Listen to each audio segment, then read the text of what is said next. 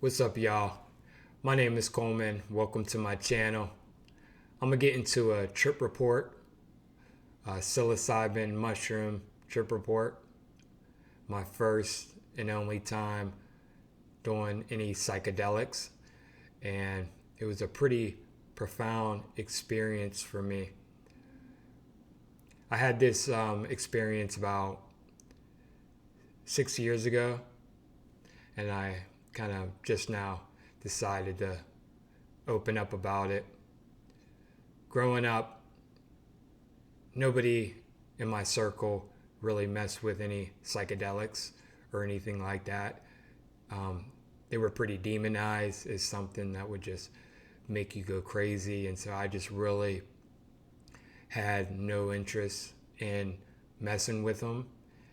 And then, you know, later, somewhere down the line, I started to get intrigued by them, and I started to read books and watch YouTube videos about them, and just became pretty fascinated about other people's experiences with these things. And I was also I was looking for answers. You know, I had a couple years under my belt with sobering up from alcohol addiction, and so I was looking to improve my life and heal certain things in my psyche. And I just, therapy and medication just weren't giving me any answers. And so I started to, learn about magic mushrooms. And finally, one day, my friend got some from Thailand, and he hit me up on the phone. And so I was excited, and it was like, yeah, it's like go time, And so I think I took about 2.5 grams, maybe 3 grams. I can't really remember. But anyway, as I took them, the first thing I started to notice is just like a huge weight started to, come over me. Like I just felt like really heavy, like started to feel real heavy, like it was 1,000 pounds. And the first thought was like, I need to grab some water, because once this, sets in more, I'm not going to be able to move. So as I started to wait about 40 minutes or so, I started to notice that I looked at this book I had about the universe, and it has like a nebula on it, and I started to notice the stars on the book would start to move in this geometrical pattern. And then it was like I started to see things almost like in dimensions. And that was pretty cool. But I never, like, I didn't feel high. Like I just felt normal. And I just noticed, obviously strange things like that. And then the profound thing that happened was I started to notice like huge spaces between my thoughts. And like for me, that was like pretty crazy, because I was like always like highly caffeinated and like an extreme overthinker, where just like thought stacked upon thought, just always just one after another really quick, just running through my mind, thoughts of all sort. And then I started to notice like huge spaces between thoughts, to where like when I did have a thought, it was like a practical thought, like you're hungry. It wasn't just like, my mind constantly nagging me and things like that. It was like, a meaningful, basic survival kind of thoughts, You know what I mean? And so, and one thing I noticed was it was just so peaceful. Like I had never felt a peace like that. And I had a realization that most of my anxiety and my misery was due to my thoughts just constantly nagging me and judging everything, judging myself, judging the way I feel and everything. And with the absence of those of thought, I realized like everything in the present moment was cool. Like that I felt pretty great in the absence of thoughts.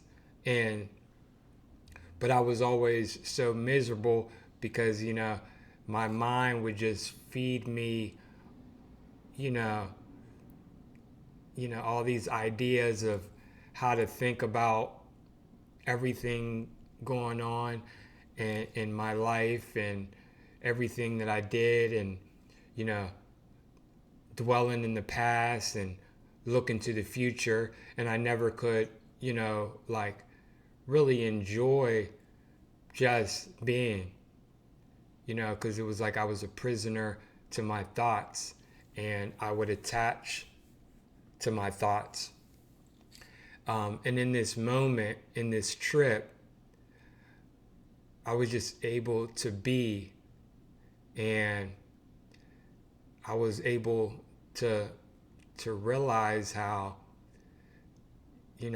most of my misery wasn't due to my circumstance in life, that I didn't have the job that I may have wanted at the time, that I didn't do this and didn't accomplish that, and that I made this mistake and I'm not this, type of person.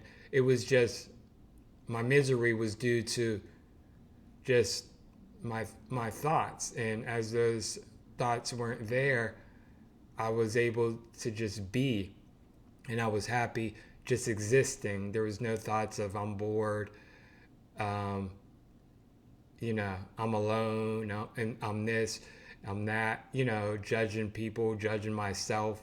It was just, I was existing, and I was cool. And even when I felt emotions that aren't so, or feelings that aren't so desirable, they weren't so bad, because my mind wasn't telling me a story about what those uh, emotions and feelings mean about me, or what it means about my reality. A lot of what makes us, upset is the stories that we attach to, you know, and those stories weren't there without thoughts, of course. And so this was just mind blowing to me, because I always identified with my thoughts, and I thought I was my thoughts. And it was like this gave me access to another level of consciousness that I had no idea existed. You know, later down the line, I started to, learn about people like Eckhart Tolle and, you know, different sages and different, ideas of thought.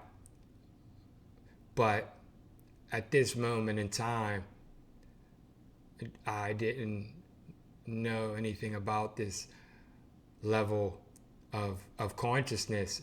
And so it was like it gave me access to what I imagine a monk that lives in the mountains of Tibet, that just meditates every day for years, understands and get the access. But it gave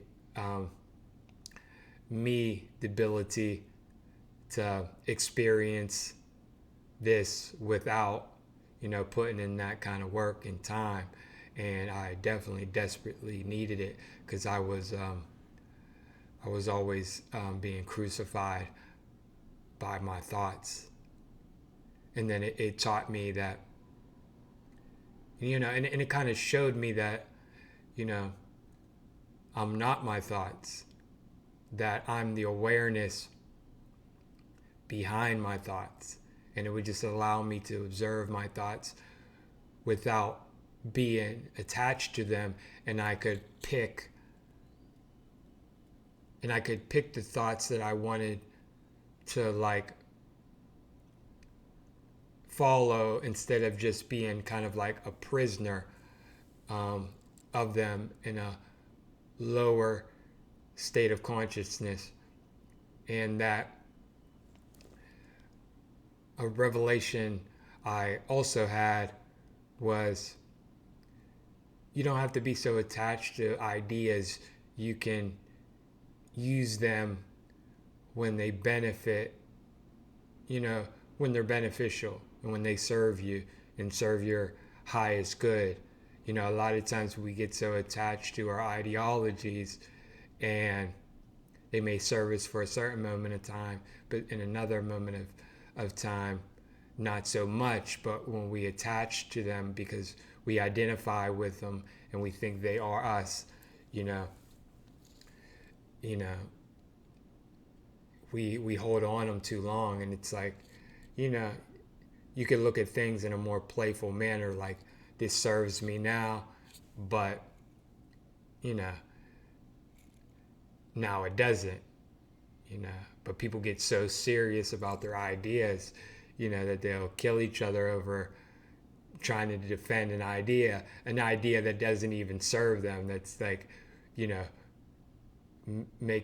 putting them in a prison, or putting them in a box, or just like ruining their lives, and they don't even realize it. They're just so attached to it. And this trip also showed me that, it allowed me to be more present, and not, and as I wasn't looking in the future, and as I wasn't looking in the past, I started to notice that reality isn't as static as it seems. When we're so clouded by the constant thoughts that are running through our mind, it makes it hard to like focus on what's in front of us. And I saw that reality moves in more of like a wave pattern, like it's more wavy when your mind isn't there distracting you, and you can just be present and just be consciousness and just see things without the mind distorting. It shows that the mind distorts reality, and all this stuff kind of would probably sound crazy to me before I had this experience. But when I was given the experiences, nothing like, actually seeing something for yourself, or an experiencing something for yourself, and so like, yeah, I'm excited to have more trips with magic mushrooms. Right now I'm learning something. I'm always learning things, and so I have a lot to integrate. You know what I mean?